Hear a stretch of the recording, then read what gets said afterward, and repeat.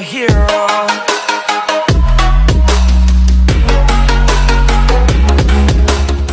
Yan, isang mapagpalang araw po sa atin mga kababayan, Luzon, Visayas, Mindanao.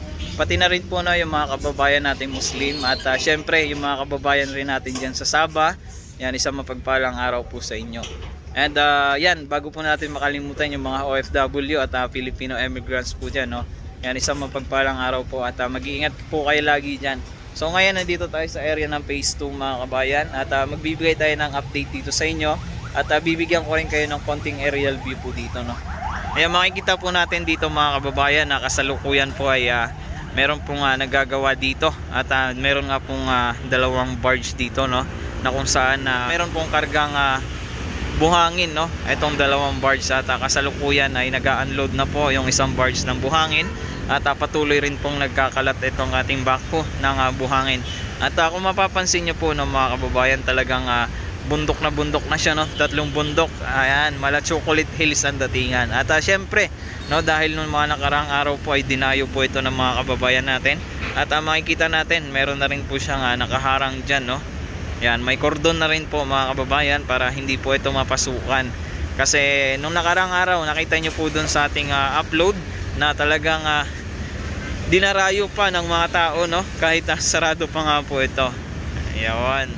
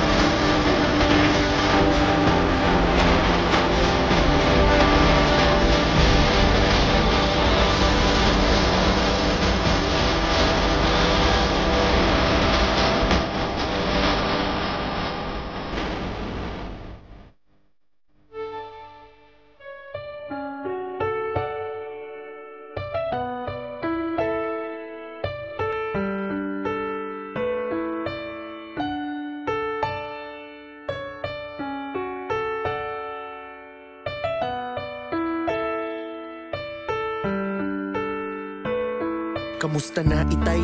Nakakatulog ka pa ba sa kabila ng patong-patong na problema ng bansa? Alam ko na labis na ang iyong pag-aalala, dahil bawat taon parang palala ng palala. Ang masakit nito ay may mga taong mapagangad na sinasabing nasaan ka nung merong kalamidad. Sa gitna ng pagsubok na sinalo ng karamihan, na natiri pa rin silang uwaw sa kapangyarihan. At ikaw, napilit nila sa aming sinisiraan, ay tahimik na gumagalaw at pinatutunayan kahit di man isa publiko ang iyong galaw. Ang resulta ng lahat ng yun ay aming natanaw. Alam kong gabi-gabi ay iyong pinagdarasal na ang Pilipinas ay makabalik na sa normal. Ikaw ay binigay ng Diyos sa aming lupang sinilangan upang ang napabayaan ay muling maalagaan. Kamusta ka itay? Alam kong pagod ka na sa dami ng mga problema ng ating bansa. Ang pagod nakikita ko sa iyong mga mata. Lahat kami nagdadasal na sana gabayang kanya. Tapos pusong pasasalamat sa serbisyo mo. Ramdam na ramdam ko ang pagka-Pilipino ko. Siraan ka man ng pilit sa aming paningin. Yung mga kabutihan mo, yun ang aming tatanawin. Sa balita man pagmukaing kanilang masama, dahil sa pagbigkas mo ng maduduming salita, mas nanaisin namin ang iyong pagiging totoo kesa sa mga disente na magnakaw ang gusto aming itay.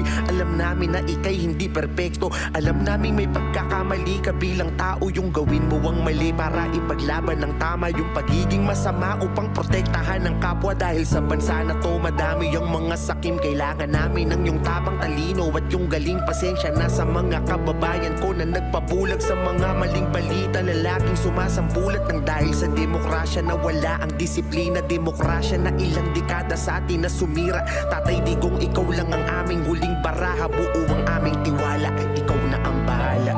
Kamusta ka itay? Alam kong pagod ka na sa dami ng mga problema ng ating bansa. Ang pagod nakikita ko sa iyong mga mata. Lahat kami nagdadasal na sana gabayang kanya.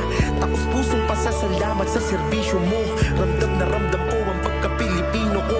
Siraan ka man ng pilit sa aming paningin. Yung mga kabutihan mo, yun ang aming tatanawin. Alam naming maraming problema ang iyong kaengkwentro, dahil kalaban mo rin mismo ay iyong gobyerno. Panay batuan at palitan ng kasiraan para sa kapangyarihang kanilang inaasam. Nakakalungkot lang tignan kanilang pagbabangayan habang naghihintay ng tulong ang buong sambayanan. Puro puna, puro sisi at kontrakan ng proyekto na ang makikinabang din ay mga Pilipino. Habang ikaw ginagawa lahat ng paraan upang mas mapaganda ang buhay ng mamamayan. Bilib ako sa sinabi mo na di ko malilimutan tungkol sa mga bagay na ambag mo sa ating bayanan. Ni minsan ay hindi mo sa iyo ipinangalan, dahil perang ginamit mo'y galing sa taong bayan. At kung makikita man namin buong pangalan mo, yun ay sa lapidan mo kapag nawala ka sa mundo.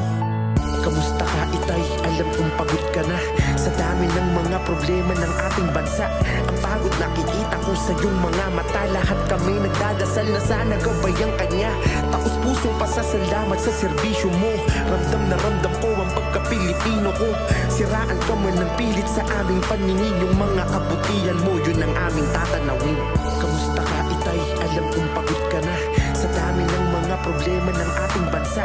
Ang pagod nakikita ko sa iyong mga mata. Lahat kami nagdadasal na sana gabayang kanya.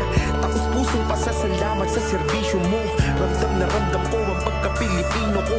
Siraan ka man ng pilit sa aming paningin. Yung mga kabutihan mo, yun ang aming tatanawin.